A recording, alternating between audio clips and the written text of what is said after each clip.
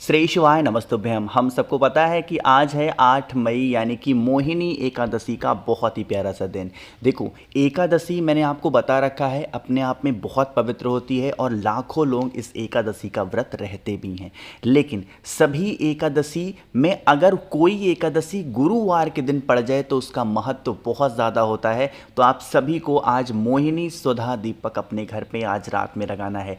जो भी लोग चूक गए हैं प्लीज़ आप इस उपाय को ज़रूर करिएगा।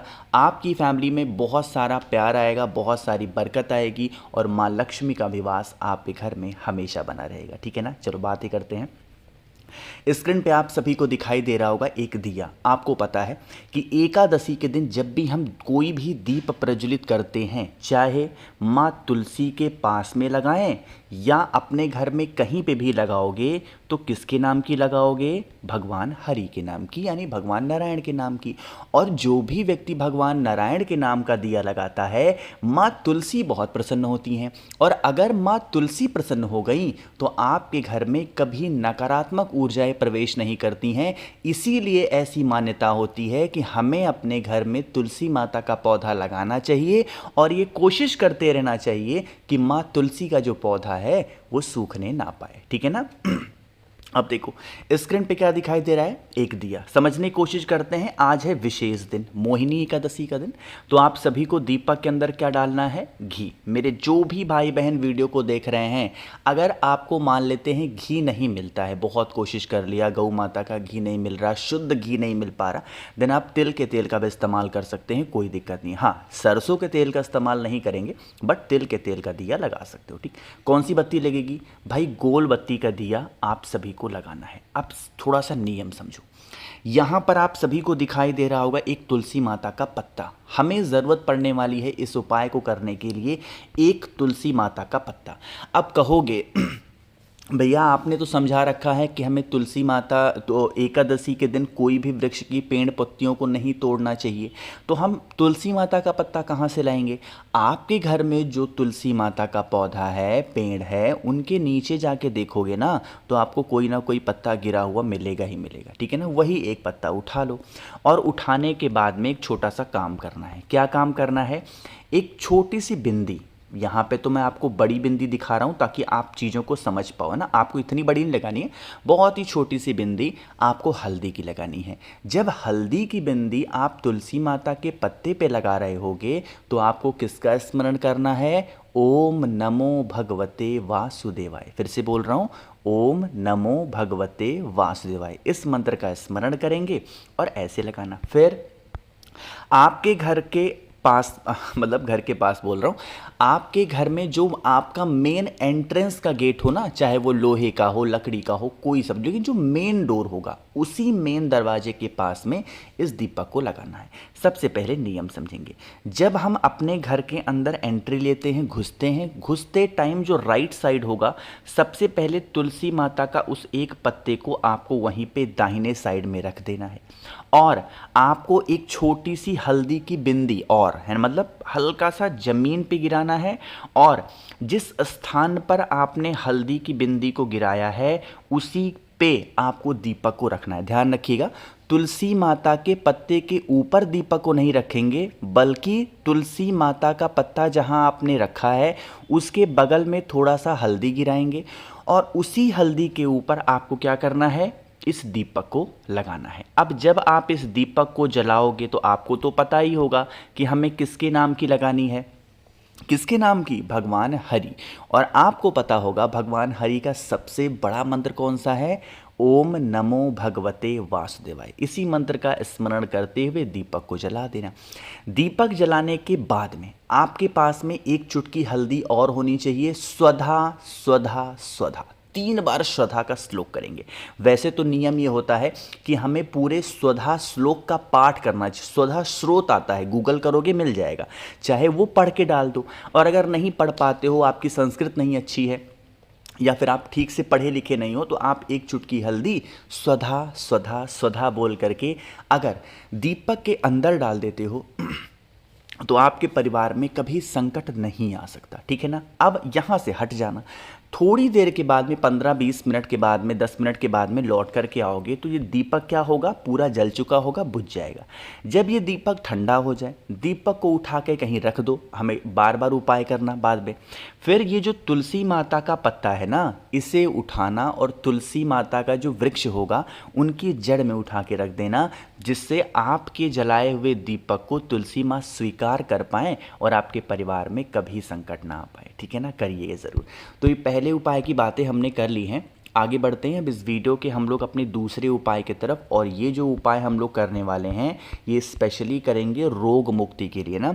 देखो, कोई भी परिवार हो, हर परिवार का एक सबसे बड़ा रोल होता है कि कोई भी दिक्कत आ जाए भैया, लेकिन हमारे घर में रोग प्रवेश ना करे। क्यों? क्योंकि रोग अगर घर में आ जाता है तो हमारे घर की सारी अर्थव्यवस्था बेकार हो जाती है। कितने भी कुछ कर लो कोई फ़ायदा नहीं होता।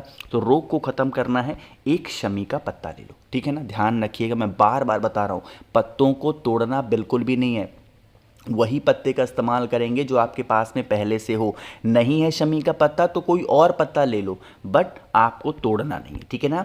शमी के पत्ते के साथ ही साथ हमें ज़रूरत पड़ने वाली है अनाज के दानों की। ठीक है ना। जब भी हम रोग बीमारी का उपाय कब करते हैं, एकादशी पे, तो अनाज के दानों का महत्व बहुत ज़्यादा होता है। तो आपको एक चुटकी अनाज के दाने लेने हैं। अब देखो, ये मत परेशान होना कि भैया क्या ले लें, ये वो दुनिया भर की बातें नहीं। कोई भी अनाज का दाना ले सकते हो, इसमें कोई दिक्कत नहीं है। ठीक है ना। इन दोनों चीज़ों को लीजिएगा एंड देन आप पहुंच जाएंगे महादेव के शिवलिंग के पास में। देखो, अब तो रात हो चुकी है तो कहीं जा भी नहीं पाओगे, तो उपाय कहाँ करेंगे, अपने घर में जो महादेव का शिवलिंग है वहाँ पे। ठीक, सबसे पहला काम, जो भी पत्ता आपने लिया है उसे समर्पित कर देंगे महादेव के शिवलिंग के पास ऊपर। ठीक, जल समर्पित करने के बाद पत्ता समर्पित करने के बाद में आप सभी को जल भी समर्पित करना है। और जब जल समर्पित करोगे तो ओम नमो भगवते वासुदेवाय का ध्यान करेंगे। ठीक है ना, ये बोल करके जल चढ़ाएंगे।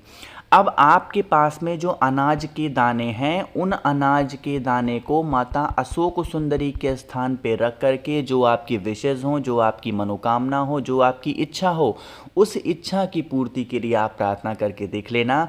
कोई भी संकट, कोई भी दुविधा, कोई तकलीफ़ें आपके घर परिवार में नहीं आएंगी। पूरी फैमिली आपकी हमेशा खुश रहेगी। ठीक है ना। तो करिएगा भाई ज़रूर सभी लोग इस उपाय को, इससे प्यारा उपाय आपको नहीं मिल सकता है। आगे बढ़ते हैं अब इस वीडियो के हम लोग अपने तीसरे उपाय की तरफ, जो कि आप सभी को करना है काले तिल के साथ में। सबसे पहले समझ लेते हैं कि इस उपाय के बेनिफिट क्या हैं, लेकिन उससे पहले जल्दी से करिए वीडियो को लाइक, जिसने अभी तक चैनल को सब्सक्राइब नहीं किया। मेरी आवाज़ आप पहली बार सुन रहे हैं, चैनल को ज़रूर सब्सक्राइब करेंगे। ठीक है ना। देखो, अब यहाँ पर काला तिल तो आपको दिखाई दे रहा है। सबसे पहले समझ लेते हैं इस उपाय के फ़ायदे क्या हैं। धन संपदा आपके घर में अगर नहीं है, माँ लक्ष्मी का वास घर में नहीं है, देन आप इस उपाय को निश्चित रूप से करेंगे, बिल्कुल परेशान नहीं होना है ना। आपको दो चीज़ें लेनी है, एक चुटकी आपको काला तिल लेना है एंड द सेकेंड वन आपको एक चुटकी चावल के दाने लेना। देखो, अभी आज चावल के दाने को समर्पित नहीं करना, तरीका समझो। सिर्फ ये दो चीज़ें लेंगे और आपके घर में किसी भी दरवाजे के पास में, चाहे जहाँ पूजा करते हो या फिर जहाँ पे रहते हो, जहाँ पे भी, आपको क्या करना है, पूरी रात, आज एकादशी के दिन पूरी रात चावल के दाने को और काले तिल को छोड़ देना। ठीक है ना। नेक्स्ट डे मॉर्निंग में उठना, सो करके स्नान वगैरह करके इस कटोरी को उठाना और एक तांबे के लोटे में जल भर लेना। जल को लेकर के आप अपने पूरे घर में जितने भी रूम्स हों, कमरे हों, उन सभी कमरों में घूम लेना और घूमने के बाद में पहुंच जाना है सीधा महादेव के शिवलिंग के पास में। अब यहाँ पर नियम समझिएगा, गलतियाँ मत करना। जो आपके पास में काला तिल और चावल के दाने हैं, उन्हें रिद्धि सिद्धि का ध्यान करके महादेव के शिवलिंग के ऊपर चढ़ाना और धन संपदा का उपाय है तो उन्हीं के ऊपर एक लोटा जल समर्पित करोगे। किसके नाम से? कुंदकेश्वर महादेव के नाम से अगर आप चढ़ा देते हैं तो साल भर आपके घर में धन की कमी कभी भी नहीं होगी। गुरुजी ने अपनी कथाओं में बहुत बार कहा है कि जब आपके घर में बीमारी पीछा ना छोड़े या आपके घर में धन की कमी हो जाए तो कुंदकेश्वर महादेव का ध्यान ज़रूर किया करो। ठीक है ना। चलो, तो यहाँ पे हम लोगों ने 3 उपाय की बातें कर ली। बहुत ही ईजी से उपाय की हम लोग बात करने जा रहे हैं, जो कि हमारा आखिरी उपाय है। देखो, इस उपाय के लिए हमें कुछ चढ़ाना नहीं है, बस करना क्या है, आप एक बहुत ही प्यारी सी बेलपत्र लो। यह उपाय हम कर रहे हैं अपनी इच्छा के लिए, ठीक है ना। एक प्यारी सी बेलपत्र लो और एक कोई भी दिया ले लो, कोई भी दिया। उस दीपक के अंदर बेलपत्र को रख दो और इसी के अंदर जल डाल दो, है ना। फिर आप इसको उठाना और दीपक के साथ में ही पूरा का पूरा जल कुंदकेश्वर महादेव के नाम से ही महादेव के शिवलिंग के ऊपर चढ़ा दो। क्या इससे आसान उपाय कोई हो सकता है क्या इच्छा पूर्ति का? मुझे बताओ जल्दी से, हो सकता है? नहीं। तो आप सभी लोगों को इस उपाय को करना है जिससे आपकी विशेस जल्दी पूरी हो पाए। बाकी मैंने कोशिश की आप सभी को सारी चीज़ों को अच्छा बताने की। वीडियो पसंद आई हो तो लाइक करिएगा, कुछ पूछना है नीचे कॉमेंट सेक्शन में पूछें, और मेरे जितने भी भाई बहन आवाज़ आज मेरी पहली बार सुन रहे चैनल को ज़रूर सब्सक्राइब करेंगे। श्री शिवाय नमस्तुभ्यं।